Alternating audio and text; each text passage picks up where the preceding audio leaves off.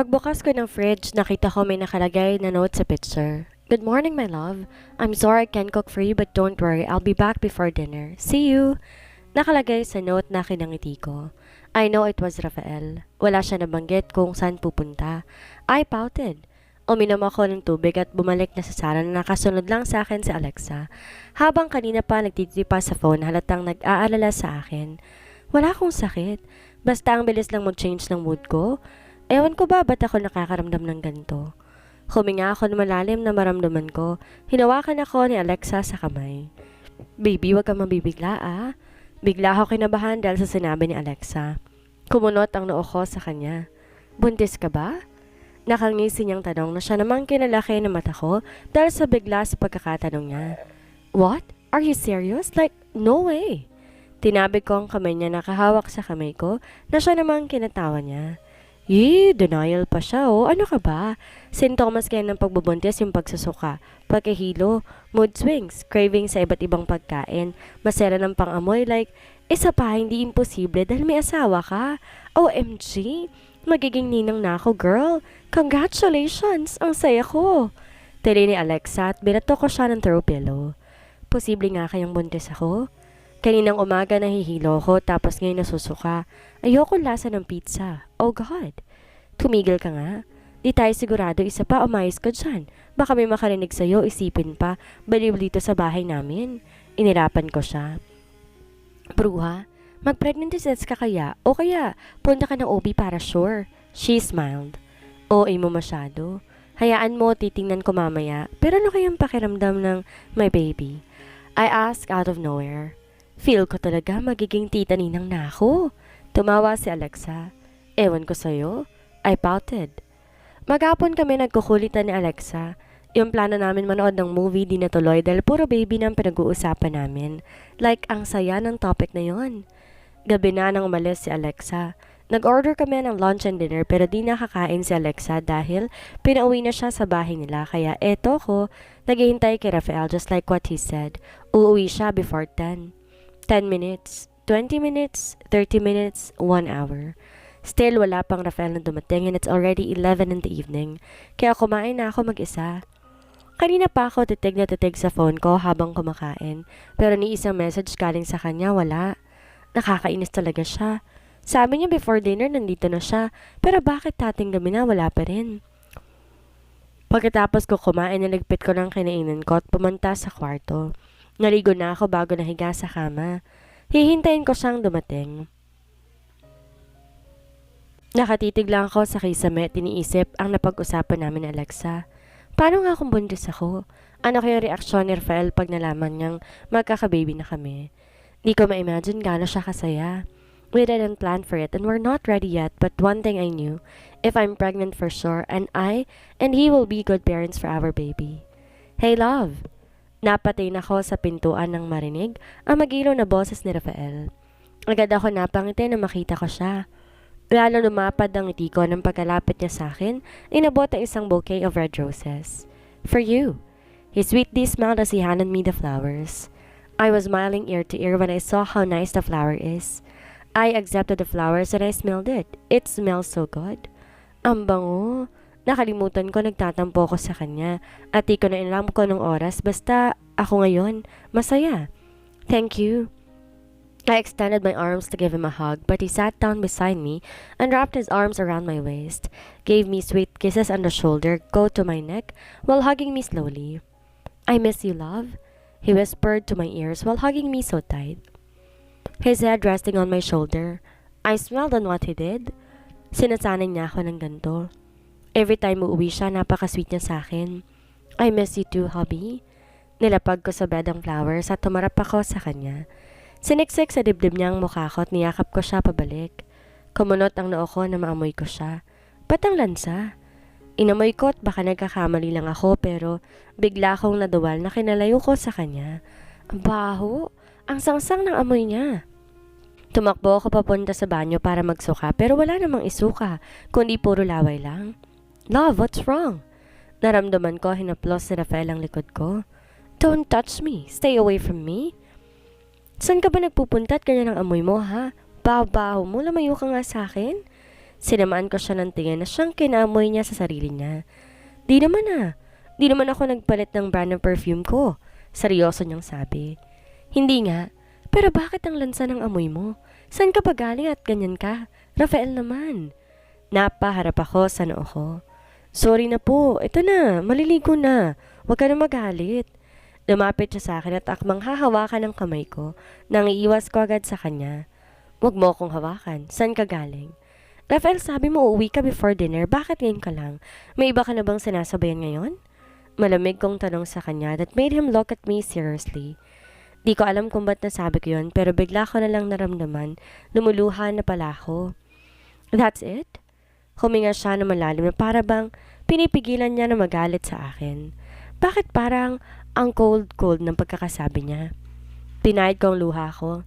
Tumakbo papunta sa kama. Nahiga ako at niyakap ko ang dalawang teddy na bigay niya sa akin. Sunday ngayon pero ba't feeling ko Monday? Di ko siya nakasabay sa kahit ano. Di ko rin siya nakita pagising ko. Nakakainis na talaga siya. Umuwi pa siya ng baho. Sumandal ako sa headboard habang yakap-yakap si Teddy Bear. Nasa tabihan ko lamang si Ram Baby. Yon ang pinangalan ko sa pangalawang teddy na binigay niya sa akin. Narinig kong bumukas na ang pinto ng banyo at nakita ko, lumabas doon si Rafael. Topless, nakapajama, habang may towel na nakasampay sa balikat niya at nagpupunas ng buhok. Umiwas ako ng tingin sa kanya. Na makalapit siya sa akin, kinuha niya ang binigay niyang bulaklak sa akin. Nilagay sa center table bago mo po sa gilid ng kama paharap sa akin. Vanessa? Tawag niya pero di ko siya sinagot. Tayong tingin lang tinapon ko sa kanya. Di ka naman ganito dati ha. May problema ba? May sakit ka ba? Nasabi rin sa akin ni Alexa na nagsusuka ka kanina. May masakit ba sa'yo? He added. Di ako sumagot dahil wala akong dapat sabihin. Dahil di ko rin alam ano nangyayari sa akin. Kung pakiramdam nila kakaiba ako rin naman. Nagtataka sa sarili ko. Ewan ko ba kung bakit? I said don't touch me. Mahinahan kong saway sa kanya. Love, wala nang amoy oh. Naligo na ako, weird mo naman. Dati-dati inaamoy mo ako, hindi ka naman sumusuka ng ganyan. Kumamot siya sa batok niya. Kumain ka na ba? Tara, kain tayo. Hindi ka pa kumakain? Rafael naman, anong oras na oh? Tunaw nang kinain ko, tas ikaw hindi pa kumakain. Balak mo talagang magkasakit, ha? Naaasar kong tanong sa kanya. No, of course not, love. Kumain na ako. Iniisip ko lang na baka gutom lang yan, kaya bakit ka nagkakaganyan? Sinaman ko siya ng tingin at hinampas siya sa balikat na akin ang ngisi niya. Tumigil ka nga. Di ako nakikipagbiruan sa'yo. I pouted. Sorry na po, love. He smiled. Bakit ang cute niyang mag-apologize ngayon? Hinalikan niya ang kamay ko bago lumapit sa akin. Sorry din. I pouted. Love, do you trust me? Bumaling ako sa kanya para makita kong kanyang mukha. Nakasandal siya sa headboard habang nakapulupot sa bewang ko, ang isa niyang braso at ang isa naman nakahawak sa kamay ko. Bakit niya naman naitanong? I trust you a lot, Rafael. Seryoso kong sagot sa kanya habang nakatingin sa mga mata niya.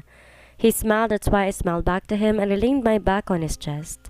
Maslan niya pa ako niyakap. Then I love you so much, love. He whispered to my ear huskily that made me smile from ear to ear and I felt my cheeks getting red. Natahimik kami sandali at agad niya rin binasag yon. By the way, graduation is coming. What's your plan, love? Nanlaki ang mata ko sa tanong niya. Graduating pala ako pero easy-easy lang ako. Hala? Di ko naman siguro masamang hilingin na makasama ka. Hindi ba? May I sound sad but that's all I wish. Matagal-tagal na nang huli kami mag-date. Di niya na rin ako mahatid sa school. Madalang siyang umalis ng sobrang agat pagsapit ng Sabado at Linggo. Bigla siya nawawala na para bang may pinupuntahan. Hindi niya sa akin naisipaalam. Love? Do you want a baby? Tinignan niya ako na magkasalubong ang kilay niya. Nakaramdam ako ng lungkot na para bang di niya gustong lumabas sa bibig ko. What are you talking about, love? I'm not saying that I don't want a kid but it's not our plan yet. Nahiga siya sa kama at ginawang unan ang dalawang braso niya para bang walang siya makailam sa nararamdaman ko. So he doesn't want to be a dad of my child? I asked.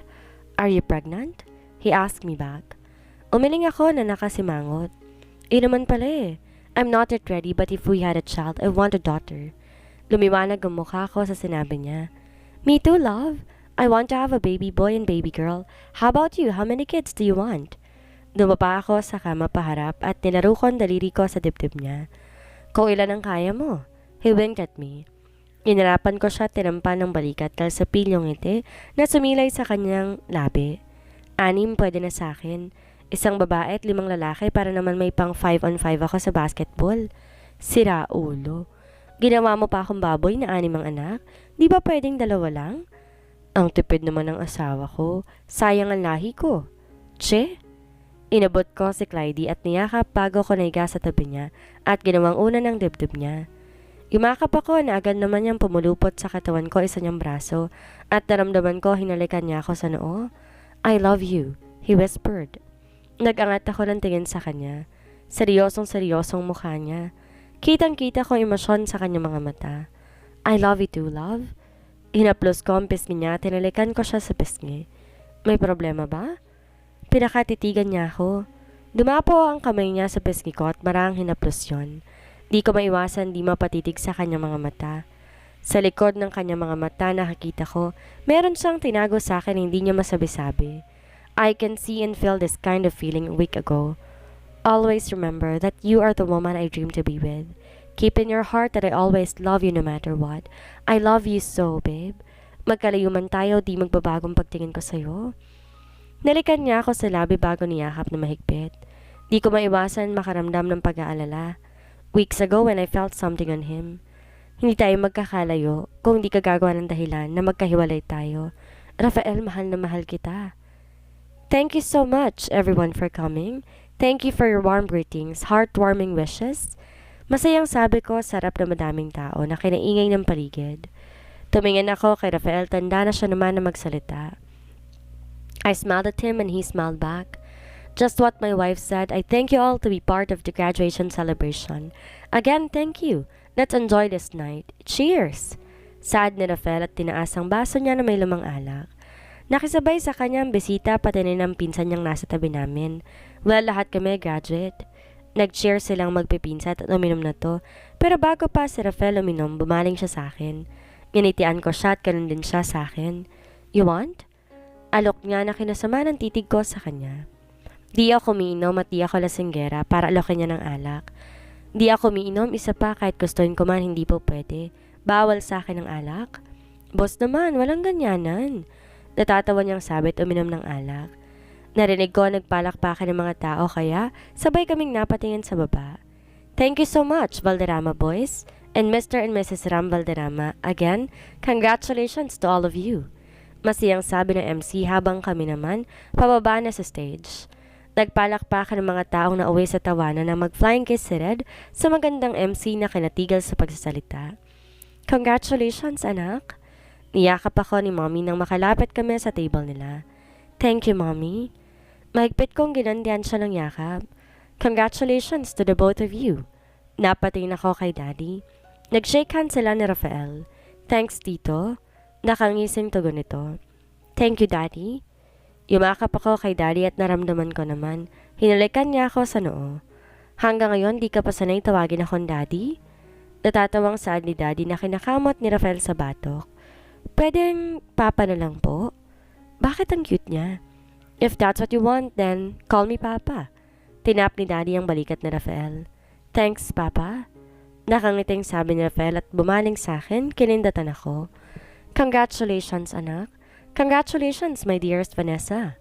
Napabitaw ako ng yakap kay Daddy nang marinig ko ang matinis na boses ng Mommy ni Rafael. Humalik to kay Rafael bago ko niyakap. Thanks, Mom. Saad ni Rafael. Congratulations. Seryosong bati ni Daddy pero imbes sagutin niya to, tiningnan niya lang seryoso bago bumaling sa akin at nilahad ang kamay niya. Thank you po. Sagot ko sa Daddy ni Rafael bago ko tinanggap ang kamay niya. Please excuse us. Saad niya sa malamig na boses. Biglang nag-iba ang aura niya na makita ang Daddy niya. Ano bang meron? Naglakad kami papalabas ng venue at sa hindi kalayuan, nakita namin si Red kasama si Lolo Robert sa pampang ng dagat. Mukhang masaya silang nagtatawanan. Si Rafael lang kulang. Rafael, puntahan mo sila. Ikaw na lang kulang, oh. Sabi ko sabay turo sa kinaroroonan ni Red. Kumunot naman ang noon niya. So, marahang tanong niya sa akin. So ka dyan, bakit bigla-bigla ka naging maarte? Lasing ka na ba? Tanong ko na ikinatawa niya. Lasing? Sinasabi mo bang mahina ang asawa mo at kalahating baso ng alak pa lang, lasing na kaagad? He sarcastically asked me. Aba malay ko, hindi pa naman kita nakikitang uminom eh. Inayos na ang polo na suot niya. Don't worry, pang magdamagan na tayo ng asawa mo, mahirap tong patumbahin. Ginulo niya ang buhok ko. Nagkatitigan kaming dalawa habang nakangiti. Ewan ko basta, sobrang sayo ko na naman ngayong araw na to. Katulad ng palagi niyang pinaparamdam. Ram, Vanessa, my baby, you! Sabay kaming napalingon sa tumawag sa amin. It's Rad, kumakaway sa amin. Ngumiti ako sa kanila. Kumaway din si Lolo at nag-wave ako sa kanila. Tara! Saad ni Rafael nang maalis niya ang stiletto na suot ko. Bitbit niya ang sapatos namin dalawa habang pupunta kami sa kinaroroonan ni na Lolo Robert. Itagay mo na yan! Natatawang sabi pa ni Red. Thanks, love. Bulong niya sa akin nang tanggapin niya ang alak na inaalok sa kanya at hinalikan ako sa pisngi. Walang ganyanan. Maawa kayo sa single. Pops, Reklamo ni Red at parang bata na nagsusumbong kay Lolo. Iha, halika. Napatingin ako kay Lolo Robert na nakaupo sa isang summer bed. Yes, bed yung inuupuan nila. Dalawang magkadikit kaya't malaki ang space. Naupo ako sa bed di kalayuan kay Lolo. Ngayon lang ulit siya nakita na miss ko siyang kausap. Magsasalita sana ako na magsalita si Rafael. Dad, ang daya mo ah. Tinabihan ni Rafael ang lolo niya at inakbayan niya. Oh, bakit naman? Inosenteng tanong ni Lolo. Ako yung apo mo, pero nauna mo pang binati ang asawa ko kaysa sa akin? Sabi ni Rafael na kinatawa ni Red. Ang tanong, binati ko na ba? Hanggang ngayon, masyado ko pa ring seloso. O siya, congratulations, my dear Ulap. Ginulo ni Lolo ang buhok ni Rafael. I am so proud of you, Ulap. Sino mag-aakala ng nagpapatakbo ng kumpanya katatapos pa lang ngayon? I am so proud of you. You're very smart and talented, boy. Keep it up.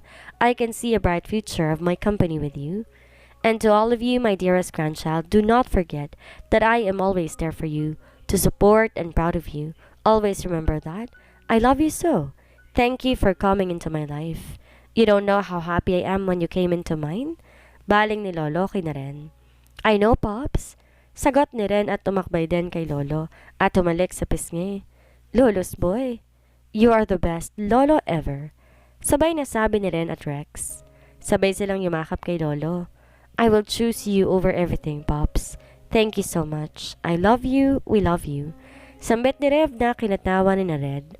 Gagong bading ng linyahan mo, Rev. Natatawang sabi ni Rex. It's not gay to say I love you to Dad. Damn you, Rex. Pagtatanggol ni Rafael kay Rev. Ikaw nga tong may pahalik-halik pang nalalaman kay Pops. Bading ka siguro. Pops, pinagkaisa na naman nila ako? Nakangusong sabi ni Red habang nakaturo kay Rafael at Rex. Grabe talaga ang kulitan nila. Masyado silang close sa isa't isa. Nagtataka ako ba't mas gusto ni Lolo na kasamang apo niya kaysa mga bisita. Di ba dapat nasa loob siya ng venue kasama ng mga bisita at na kaibigan at kakilala niya? Iha, also congratulations to you. Thank you for staying with my grandson, Ram. Baling niya sa akin. At gumiti ako kay Lolo. Thank you po. I smiled at him. Promise me that you won't leave him no matter what, Lolo said. Yes, Lolo, I promise. Isa pa, mahal ko po ang apo nyo para iwan ko. Sabi ko na kinasa ni Rex kay Rafael. Wala akong balak iwan si Rafael. Hindi ko naisip kahit kailan. Mas mahal kita, love. Dumukwang si Rafael para halikan ako sa noo, na siya rin naman kinaasar ni Red. Naupo siya sa tabi ko. Napapansin kong ang saya nilang magkasama. Ito siguro ang masaya. Yung meron kang lolo na sasakyan lahat ng trip mo. Swerte na lang talaga nila na mabait si Lolo. Ang ibang lolo kasi strict at mahigpit. Yun bang hindi mo mabiro? Hindi mo masiway ang utos pero si Lolo Robert, kakaiba talaga siya. Ang bait niya. At parang katropa lang ang mga apo niya. Nakikisabay sa trip. Sana ako din may lolo.